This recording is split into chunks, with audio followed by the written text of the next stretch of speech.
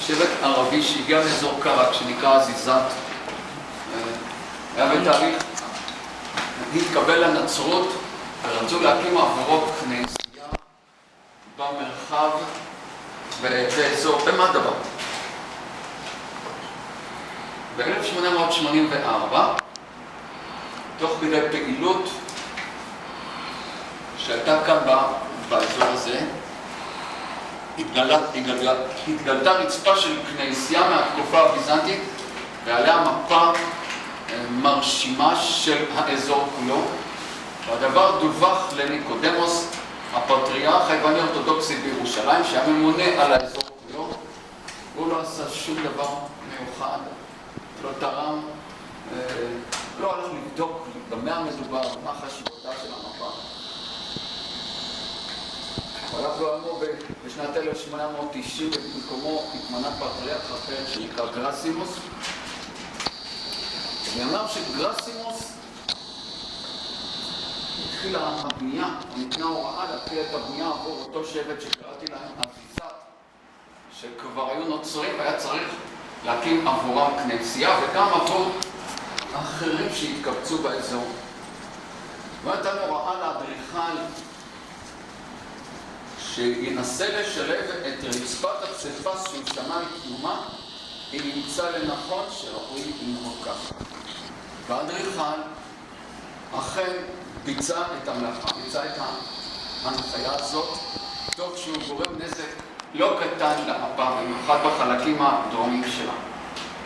מי ששם לב לחשיבותה והייחודה של המפה היה הספרן של הכנסייה היוונית אורתודוקסית בירושלים, שנקרא קליאופס קויקלידס, אדם משכיל שהגיע לכאן וראה שיש כאן תיאור מיוחד, תיאור מרשים של האזור כולו, ירושלים במרכז. הוא ביקר כאן ב-1897, ורק לאחר הביקור שלו החל הגילוי האמיתי, או הפרסום האמיתי של המפה בציבור הרחב. והאמת היא שלראשונה התגלתה ב-1884. באופן מעשי, שנת הביקור של אותו ספרן קליאופס קויקלידס נחשבת להיות הגילוי האמיתי והרשמי. ו100 שנים יותר מאוחר, כלומר ב-1997 התקיים בעיירה מדבר ובאמן בצורה סינכרונית כנס 100 שנה לגילויה של מפת מטווח. היה כנס בינלאומי עם מיטב החוקרים שהגיעו בחלקם גם מהארץ, ממוסדות אקדמיים שונים. הכנס נפתח באמן, במלון חשוב שם, וישראלים רבים הגיעו הן כמרצים והן כאורחים. הייתה לי הזכות גם להיות שם כסטודנט שחקר כאן את הסביבה. הקשבתי ונהניתי מאוד גם מההרצאות, גם מהסיורים. בכל אופן, אתם רואים שהרצפה הזאת קטועה וחלקים ממנה חסרים. אנחנו היום חושבים שבחלק הצפוני של המפה הגיע עד אזור לבנון וסוריה, בחלקים הדרומיים לאזור הנגב, ועם משתרעת אזור הנילוס במצרים. המפה הזאת, בניגוד למפות של ימינו, שהן מפות מוצפנות, כלומר, אנחנו מסתכלים מדרום צפונה, המפות הקדומות היו ממוזרחות והסתכלו עליהן ממערב מזרחה. ואם אנחנו מבינים, צריך להסתכל על המפה בצורה הזאת, ומהר מאוד נוכל להסתדר. סליחה? לא בגלל המצלמה, אתה מסתיר לנו את מה שאתה אומר. להתאפס רגע, תראו, זה למשל האזור של אשקלון. אשקלון זה האזור של אשדוד, והמבט הוא כזה, אנחנו הולכים, מסתכלים מכאן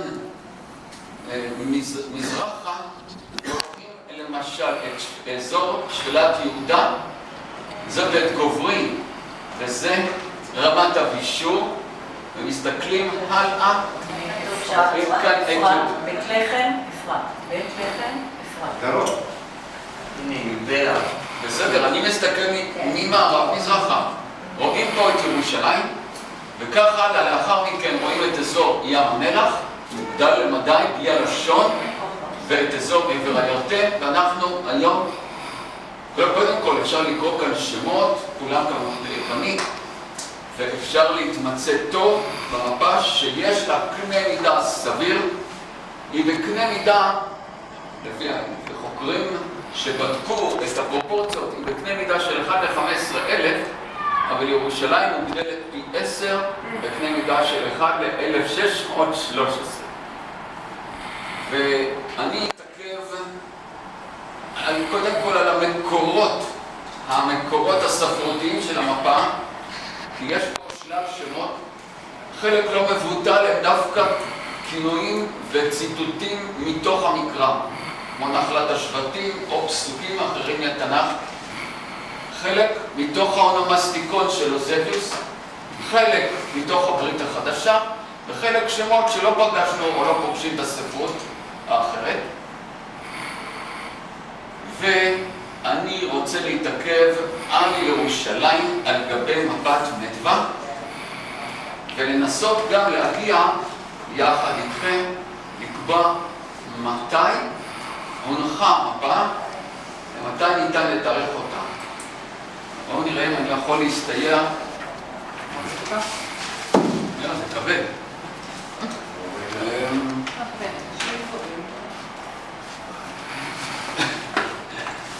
נשימה. אוקיי. תראו, א', כאן כתוב ביוונית אגיה פוליס, והכוונה לירושלים, וכאן כתוב אזור, או יש קטע של כתובת של אזור שבט בנימין. בכל מקרה, העיר הקדושה ירושלים, כשאנחנו רואים מצפון את שער שכם, את באב אל-עמוד,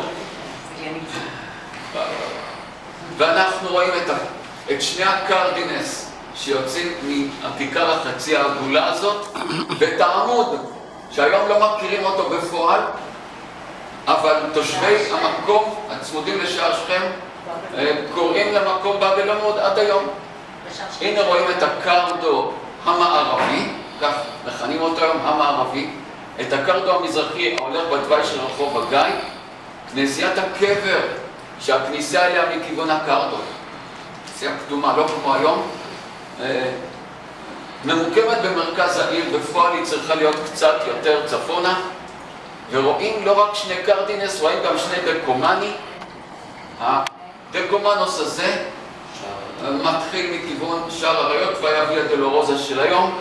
דקומנוס הזה התוואי של רחוב דוד, ורואים את המשכו של הקרדו לכיוון דרום, ועוד כמה כנסיות, שימו לב שיש להם גגות אדומים. אתם רואים כאן למשל את כנסיית ציון הקדושה על הר ציון, נבנתה על ידי הבישוף יוחנן בסוף המאה הרביעית, אולי תחילת החמישית, וזאת הבנייה המפורסמת שנבנתה על ידי יוסטיניאנוס, נחנכה בשנת 543. ואנחנו היום יודעים שמי שהעריך את הקרדו לדרום היה יוסטיניאנוס, וניתן היה לקיים תהלוכות בין כנסיית הקבר לבין האמת שלה. הקרדו יש המשך לכיוון אולי שער שהיה כאן בחלק הדרומי. מאחר ורואים כאן את מפעלי הבנייה של יוסטיניאנוס, ורואים עוד אלמנטים אחדים ששומעים מצליינים שהגיעו בחצי השני של המאה השישית לספירה, אנחנו יכולים בוודאות לתארך את המפה הזאת לימי יוסטיניאנוס, כלומר בעצם לחצי השני של המאה השישית. סוף ימי יוסטיניאנוס ואילך, לא קודם. עכשיו, אפשר לראות שלהר הבית אין כאן שום ביטוי. יש חוקרים שקצת מתלבטים האם אפשר לזהות, אבל זה צריך להיות בלוק אדיר באזור הזה. אין לו ביטוי על המפה, בין אם זה נזק שאולי חסר קרוב לוודאי, שזה מגמתי.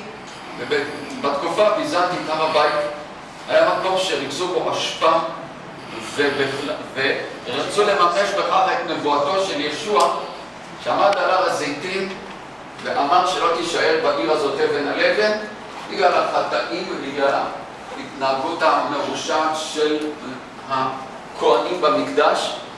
אז נכון שמרכז הכובד עובר מהר הבית אל כנסיית הקבר, אבל אין להם סיבה מיוחדת לתת ביטוי להר הבית. אז אנחנו עכשיו יודעים לתארך את המפה המקורית, מתחילים גם להבין את חשיבותה, והם מבינים שבאמת ירושלים יש לה מקום מיוחד על גבי המפה הזאת. בואו, תורידו בבקשה את המשקולת הזאת. תודה.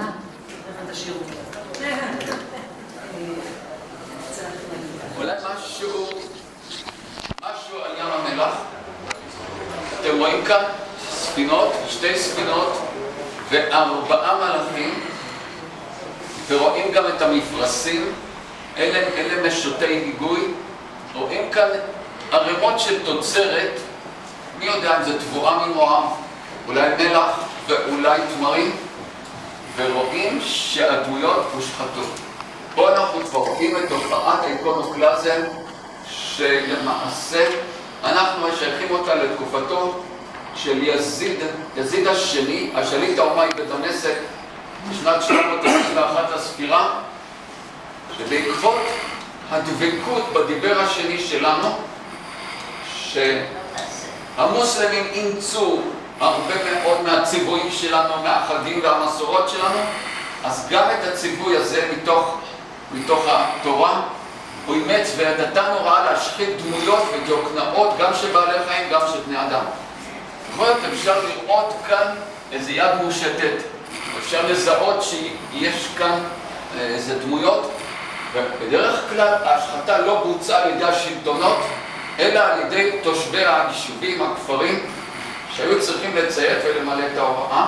הם עקרו אבנים מתוך הפסיפס, ערבבו אותם, הפכו אותם, וקיבלנו תמונה מטושטשת, רק לפעמים בכל זאת הציצו חלקים שונים. הדגים שבורחים שם. הדגים. כן, רואים כאן דגים, אחד בדרך דרומה והשני חוזר מאוכזב צפונה. יש פה עוד אחד אפילו שכבר חזר מיואש לגמרי, אחרי שטעמו קצת מהמלח, מהמליחות הנוראית של ים המלח. שימו לב שאין כאן לשון. אולי עוד משהו, זה נחשב להיות הערוץ של הארנון, זה האזור של קלירוי, חמי קלירוי, זה אזור של מרחצאות ומעגל שהוקם על ידי הורדוס. צריך להבין שכאן התנועה באותה עת הייתה רק על ספינות, לא היו כבישים משני הצדדים, והמצוקים גלשו לתוך הים.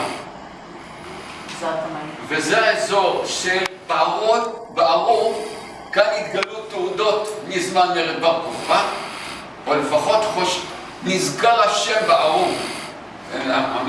בתעודות המשקפות את מרד בר כוכבא, עבדיה עצמו ואדי זר קמאין, וגם מן הארנון, גם מוואדי זר קמאין, היום המים נשאבים להשקות את אנשי עמן. הם זקוקים לכל טיפת מים, אנחנו אמורים לבקר באזור הזה. החלק הצפוני הוא חלק חשוב מאוד גם במסלול שלנו, ושם אנחנו נגיע לאתר הטבילה בצד הירדני, כי אנחנו רואים את יריחו, וקרוב ליריחו נמצא אתר הטבילה שבידינו, זה נקרא קצר יהוד. יש לנו סיבות טובות לקבוע שאתר הטבילה המקורי ששם מן הסתם פעל יוחנן המטביל, דווקא בצד הזה ינון, כאן, באזור הזה, התגלו ממצאים 9 כנסיות, התגלו ממצאים יהודיים מובהקים, שהחופר משום מה לא מרבה לדבר עליהם, אבל לנו הארכיאולוגים הישראלים זה חגיגה. התגלה שם מקווה אחד לפחות, אני סבור שיותר, אז אנחנו אומרים דווקא השערות שיוחנן המטביל פעל כאן סבירות ביותר לאור הממצאים, והטבילה המקורית הייתה בצד הזה, שאנחנו אמורים להגיע לשם ביום האחרון בדרך הביתה. ועסקה אם יש לה משהו להוסיף. כן, אני רוצה מהר כי